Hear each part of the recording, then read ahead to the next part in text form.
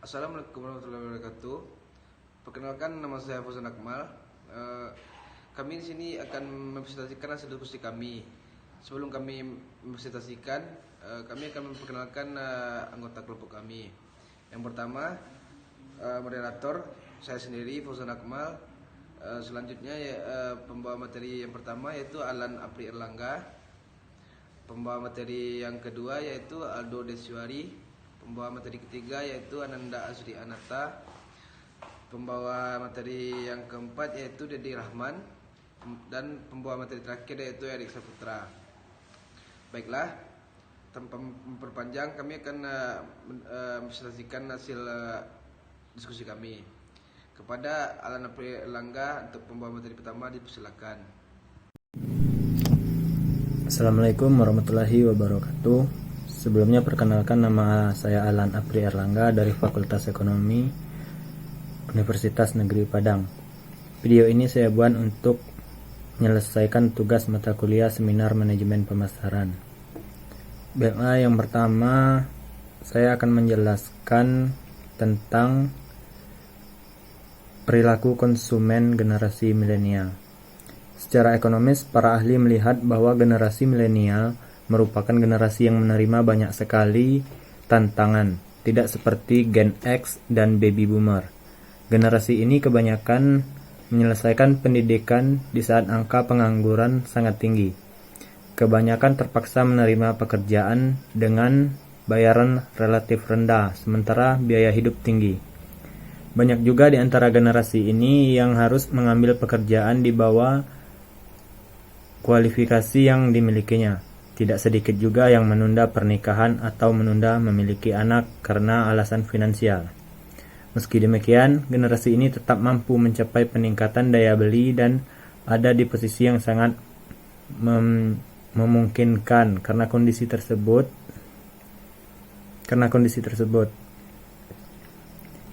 Adapun karakteristik transaksi generasi milenial di Indonesia, generasi ini merupakan populasi pasar paling potensial saat ini, baik dari sisi kuantitas maupun perilaku konsumsi. Generasi ini dikenal sebagai generasi yang banyak sekali membelanjakan pendapatan yang diperolehnya. Namun, jangan keliru. Mereka tidak sembarang berbelanja. Ada hal-hal tertentu yang secara spesifik ingin mereka dapatkan dari transaksi yang dilakukan. Selanjutnya, perilaku generasi ini tentu akan mencari rasa nyaman. Generasi ini tertarik melakukan transaksi sebagai ekspresi dan identitas diri. Brand harus mampu berbicara dengan generasi ini sampai pada level mereka merasa nyaman. Dan generasi ini lebih mementingkan pengalaman. Sebagian besar konsumen dari generasi ini lebih memilih membelanjakan uang untuk sesuatu yang memperkaya pengalaman. Mereka bahkan bersedia membayar mahal. Hal ini tampaknya sudah disadari oleh cukup banyak brand.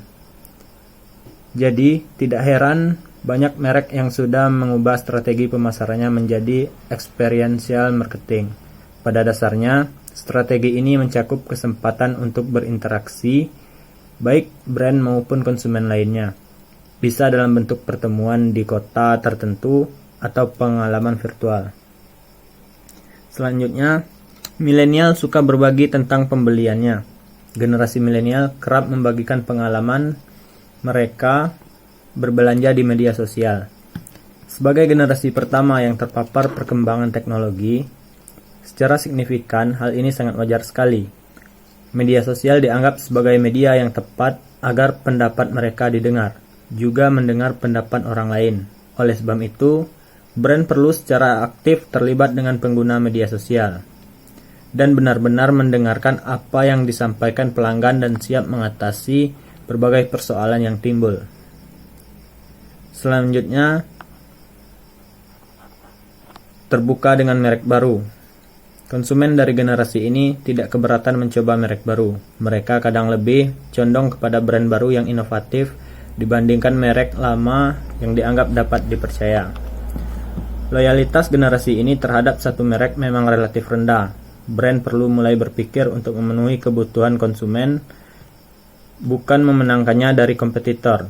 Model bisnis pun perlu ditata ulang. Loyalitas tidak lagi menjadi tujuan akhir, tapi selalu berikan alasan agar konsumen mau terhubung kembali. Selanjutnya, lebih percaya pendapat orang yang dikenal atau dijadikan rujukan. Menariknya, meski generasi ini terbuka dengan merek baru, mereka tidak begitu saja bersedia mencoba merek baru. Bahkan, secara aktif, mereka menghindari iklan yang dibuat oleh brand. Mereka lebih suka menunggu seseorang yang mereka percaya mencoba produk tersebut dan menyampaikan pendapatnya. Generasi ini juga lebih mempercayai ulasan konsumen daripada penjelasan dari brand. Jadi, langkahmu sudah tepat bila memasukkan kolaborasi dengan influencer sebagai bagian dari strategi pemasaran. Selanjutnya, generasi ini mencari sesuatu yang relevan. Milenial hampir selalu mengapresiasi brand yang membuat iklan atau konten media sosial yang dianggap relevan dengan mereka. Personalisasi dan relevansi merupakan kunci untuk berjangkau kelompok konsumen ini. Maka, brand perlu melakukan riset tentang bagaimana caranya agar dapat terhubung dan dianggap relevan. Mungkin hanya itu yang dapat saya sampaikan. Sekian dan terima kasih. Assalamualaikum warahmatullahi wabarakatuh. Terima kasih untuk Alan April Erlangga. Selanjutnya yaitu materi yang kedua yang akan dibacakan oleh Aldo Deswari. Kepada Aldo dipersilakan. Saya akan membacakan materi 5 yang berjudul Relationship Marketing. Pengertian relationship marketing adalah berfokus pada membangun loyalitas pelanggan. Itu termasuk mendengarkan pelanggan, memberikan apa yang mereka inginkan, terhubung dengan mereka pada tingkat pribadi, dan menyesuaikan penawaran untuk mereka. Pemasaran relasional adalah aspek manajemen hubungan pelanggan yang berfokus pada loyalitas pelanggan dan keterlibatan pelanggan jangka panjang daripada tujuan jangka pendek. Tujuan dari pemasaran hubungan adalah untuk menciptakan hubungan pelanggan yang kuat, bahkan emosional, ke merek yang dapat mengarah pada bisnis yang berkelanjutan. Nah, yang kedua, pentingnya relationship marketing ialah memperoleh pelanggan baru bisa menjadi menantang dan mahal. Pemasaran relasional membantu mempertahankan pelanggan dalam jangka panjang yang menghasilkan loyalitas pelanggan daripada pelanggan membeli sekali atau jarang. Yang ketiga, implementasi relationship marketing. Pemasaran relasional didasarkan pada prinsip manajemen pengalaman pelanggan yang berfokus pada peningkatan interaksi pengguna untuk mendorong loyalitas merek yang lebih baik. Sementara interaksi ini masih dapat terjadi secara langsung atau melalui telepon. Dengan banyaknya informasi di web dan penggunaan media sosial yang berkembang pesat, sebagian besar konsumen berharap untuk memiliki akses yang mudah dan disesuaikan dengan detail tentang suatu merek, dan bahkan mengharapkan kesempatan untuk mempengaruhi produk dan layanan melalui posting media sosial dan ulasan online. Sepertinya situs Eniaga mungkin melacak aktivitas pelanggan dengan mengizinkan mereka membuat profil sehingga informasi mereka disimpan dengan mudah untuk kunjungan mendatang. Yang keempat, benefit relationship marketing. Yang pertama, nilai seumur hidup pelanggan yang lebih tinggi. Yang kedua, pengurangan pengeluaran pemasaran dan periklanan. Yang ketiga, keselarasan organisasi yang lebih kuat di sekitar pelanggan.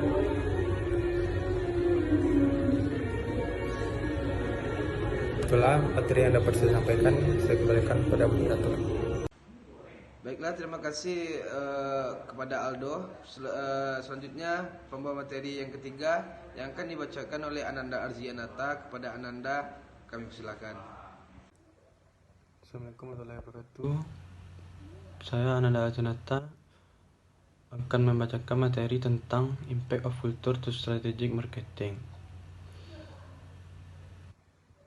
Budaya adalah segala nilai, pemikiran, simbol yang mempengaruhi perilaku, sikap, dan kebiasaan seseorang dalam bermasyarakat. Budaya bukan hanya bersifat abstrak, tetapi bisa berbentuk objek material seperti rumah, kendaraan, dan lain-lain. Angel Blackwell tahun 1995 menyebutkan sebuah sikap dan perilaku yang sangat dipengaruhi oleh budaya, yaitu kesadaran diri dan ruang, komunikasi dan bahasa, pakaian dan penampilan, makanan dan kebiasaan makan, waktu dan kesadaran akan waktu, hubungan keluarga, nilai dan norma, kepercayaan dan sikap, proses mental dan belajar, dan yang terakhir adalah kebiasaan kerja. Prinsip praktik hari libur dan sejarah agama secara langsung mempengaruhi seseorang dari berbagai keyakinan bereaksi terhadap aktivitas pemasaran global. Agama mempengaruhi pandangan hidup, makna, dan konsep suatu kebudayaan. Keragaman budaya di seluruh dunia juga tercermin dalam bahasa. Seseorang dapat mempelajari banyak hal tentang budaya lain tanpa meninggalkan rumah dengan mempelajari bahasa dan literaturnya. Bahasa sebagai bagian dari kebudayaan dianggap tidak hanya dalam arti harafiah seperti kata-kata yang diucapkan, tapi juga sebagai simbol komunikasi dari waktu, ruang, persahabatan, dan kesepakatan. Dampak pemasaran terhadap budaya adalah aspek universal dari lingkungan budaya menunjukkan peluang bagi pemasaran global untuk menstandarisasi atau semua elemen program pemasaran. Selanjutnya adalah strategi pemasaran. Strategi didefinisikan secara khusus sebagai tindakan yang bersifat inkremental. Penentuan pasar, sasaran, dan strategi penentuan posisi pasar. Ketiga strategi tersebut adalah kunci di dalam manajemen pemasaran. Yang pertama adalah strategi segmentasi pasar, yang kedua strategi penentuan pasar sasaran, yang ketiga strategi penentuan pasar. Selanjutnya budaya dan pemasaran. Budaya adalah salah satu tiang kunci dari pasar. Kebijakan produk tertentu lebih banyak mengikat satu budaya dibandingkan produk lain. Menetapkan harga. Kebijakan dikendalikan oleh 4 CS. Yang pertama adalah pelanggan, yang kedua perusahaan, yang ketiga kompetisi, dan yang terakhir kolaborator.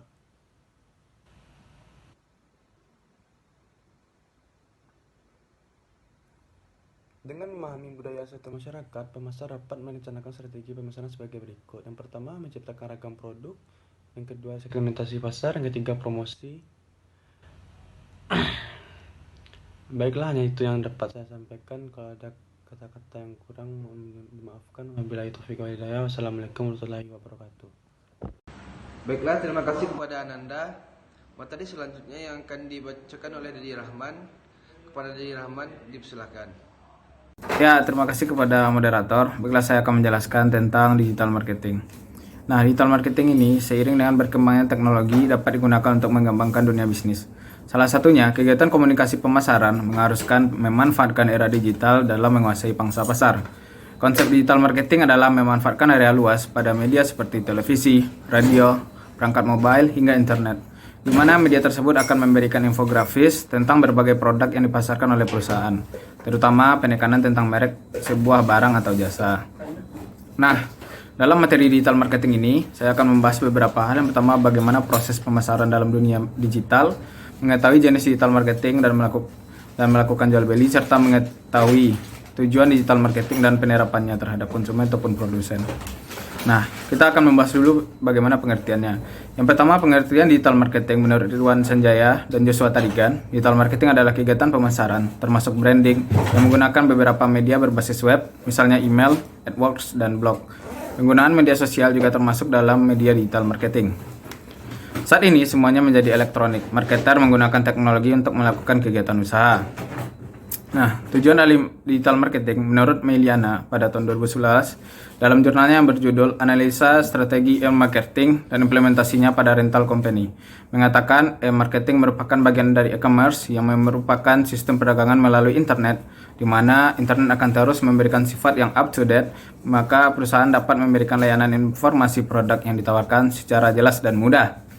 Lalu, sebagian besar digital marketing bertujuan untuk mencapai berbagai tujuan. Yang pertama, meningkatkan pangsa pasarnya, meningkatkan jumlah komentar pada sebuah blog atau website ataupun kontennya, meningkatkan pendapatan penjualan, mengurangi biaya, misalnya biaya distribusi ataupun promosi, mencapai tujuan merek, meningkatkan ukuran database, memperbaiki manajemen rantai supply.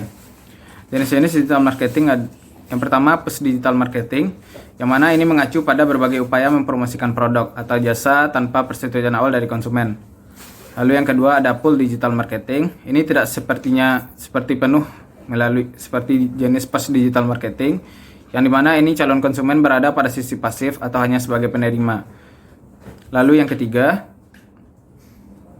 bagaimana manfaat dari digital marketing. Yang pertama, pemasaran digital menghubungkan perusahaan dengan konsumennya. Pemasaran digital menghasilkan penjualan yang tinggi.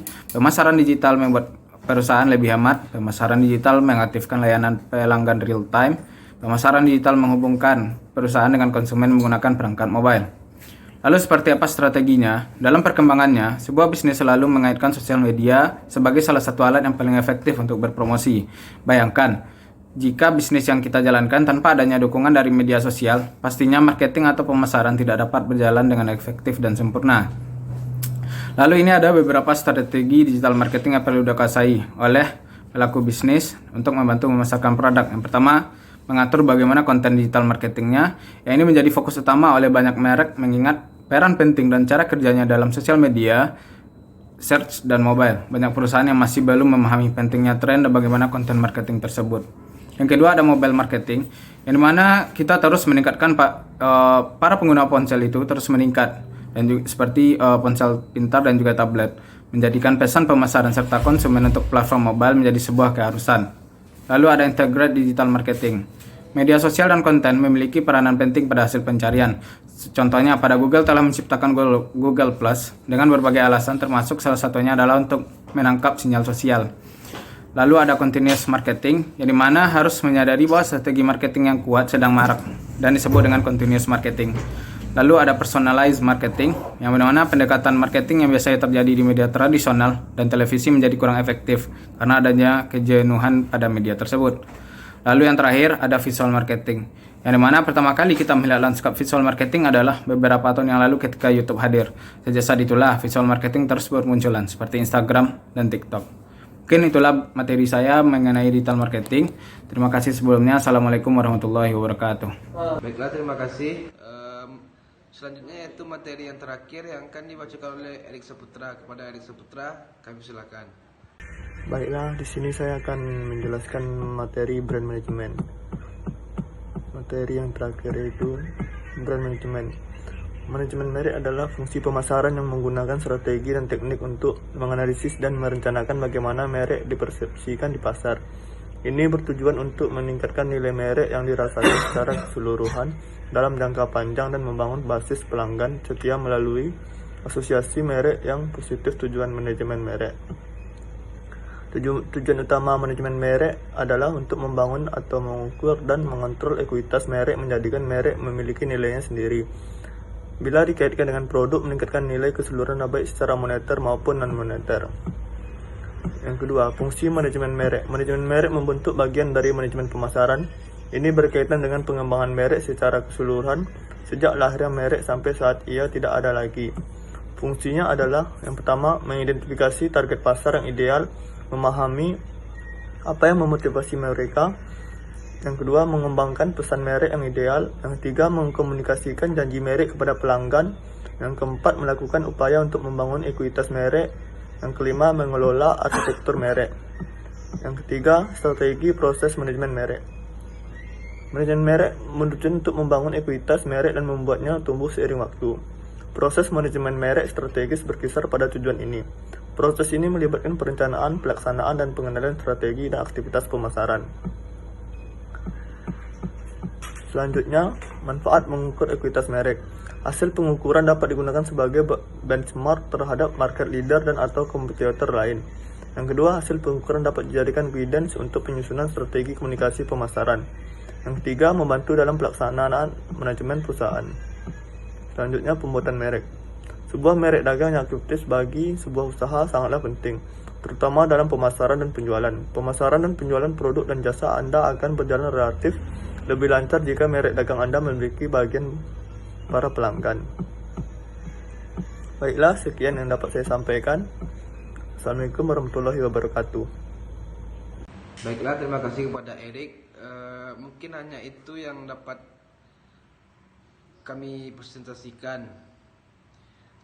Lebih kurangnya kami mohon maaf. Wabillahi taufiq wal hidayah. Wassalamualaikum warahmatullahi wabarakatuh.